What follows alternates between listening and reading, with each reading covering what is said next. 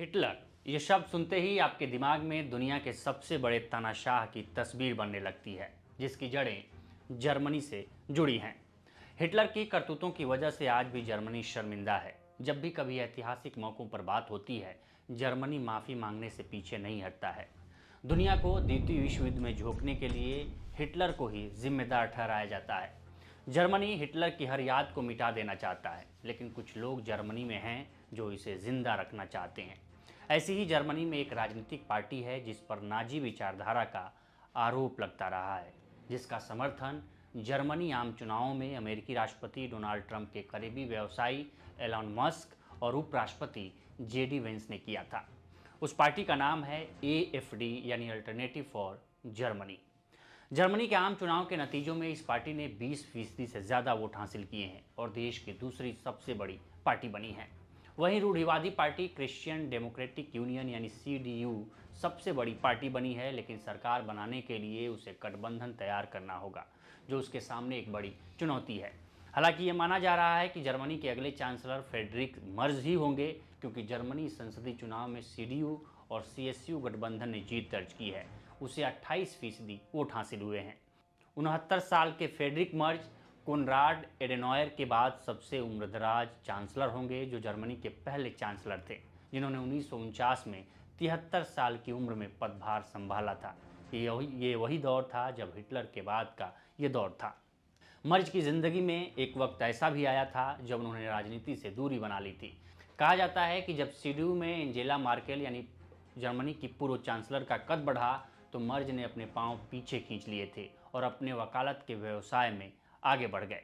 Angela Merkel 2005 में German की chancellor बनी और 2021 तक अपने पद पर बनी रही, यानी लगातार 16 साल तक। जब मार्केल ने साल 2021 में राजनीति से दूरी बनाने का ऐलान किया, तो फिर फ्रेडरिक मर्ज सक्रिय हो गए। सीडीयू ने साल 2022 में मर्ज को पार्टी का नेता चुना और अब मर्ज जर्मनी के संभावित चांसलर होंगे। अब हम आते हैं अपने पुराने वाले सवाल पर, आखिर क्यों कहा जा रहा कि जर्मनी में हिटलर 2.0 की एंट्री होने वाली है। दरअसल हम जिस एडीएफ पार्टी का जिक्र ऊपर कर रहे थे, उस पर नाजी विचारधारा का आरोप लगता रहा है और इस पार्टी ने जर्मनी के इस संसदीय चुनाव में पिछले चुनाव के मुकाबले दोगुना प्रदर्शन किया है। इस पार्टी को घोर दक्षिणपंथी पार्टी माना जाता है। द्वितीय विश्व युद्ध की नाजी पार्टी के बाद से ये जर्मनी की सबसे सफल दक्षिणपंथी पार्टी बन गई है। इस पार्टी की कमान अलाइस वीडेल के हाथ में है, जिनका जन्म पश्चिमी जर्मनी के गुटरस्लोह में हुआ था। वीडेल के पारिवारिक इतिहास की जांच की जा रही है। जर्मन अखबार डाइल वेल्ट की रिपोर्ट के मुताबिक उनके दादा यानी कि वीडेल के दादा हंस वीडेल एडोल्फ हिटलर द्वारा नियुक्त एक नाजी जज थे। स्काई न्यूज की रिपोर्ट के मुताबिक एलन मस्क के साथ एक ऑनलाइन चर्चा में वीडेल ने दावा किया था कि नाजी दक्षिणपंथी नहीं थे और वीडेल ने हिटलर को एक साम्यवादी और समाजवादी व्यक्ति बताया था। अल्टरनेटिव फॉर जर्मनी पार्टी की स्थापना 2013 में हुई थी। जर्मनी की राजनीति में नया मोड़ सीरिया युद्ध के बाद आया, जब 2015 में युद्ध से विस्थापित होकर 3 लाख से ज़्यादा सीरियाई लोग जर्मनी पहुंच गए।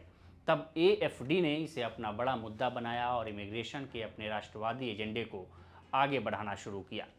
एएफडी जर्मनी की जांच एजेंसियों के निशाने पर भी है, क्योंकि इसके कई नेता चुनावी रैलियों में हिटलर के प्रतीकों और उसके नारों का इस्तेमाल कर चुके हैं। इसके लिए अदालत ने उनके नेताओं पर जुर्माना भी लगाया था। इस पार्टी को जर्मनी के यूरोपीय संघ के साथ संबंधों को लेकर भी आपत्ति रही है और हाल में एएफडी उसके रूस समर्थक विचारों के कारण भी चर्चा में रही है। यह पार्टी पहली बार 2017 में जर्मनी की संसद में अपने उम्मीदवार भेजने में सफल हुई थी।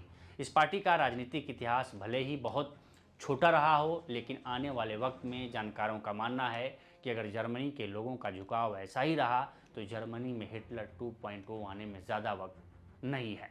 इस पार्टी ने पूर्वी जर्मनी में ज़्यादा वोट हासिल किए हैं। इसके पीछे जानकारों का मानना है कि शीत युद्ध के दौरान यानी कि 60 के दशक के दौरान पूर्वी जर्मनी के सोवियत संघ के साथ नज़दीकी संबंध थे, इसलिए पूर्वी जर्मनी में एएफडी की सफलता को इस परिप्रेक्ष्य में भी देखा जाना चाहिए। जानकारों का मानना है कि एएफडी जर्मनी में सरकार भले ही न बना पाए हो, लेकिन वह देश की राजनीति में इमिग्रेशन और प्रवासन को बड़ा मुद्दा बनाने में ज़रूर कामयाब हो गई है, जिसमें डोनाल्ड ट्रंप अमेरिका में कामयाब हुए हैं। तो इस स्टोरी में इतना ही। बाकी देश दुनिया की तमाम खबरों के लिए बने रहें लोकमत हिंदी के साथ। इस पर आपकी क्या राय है, हमें कमेंट कर सेक्शन में ज़रूर बताएं। नमस्कार।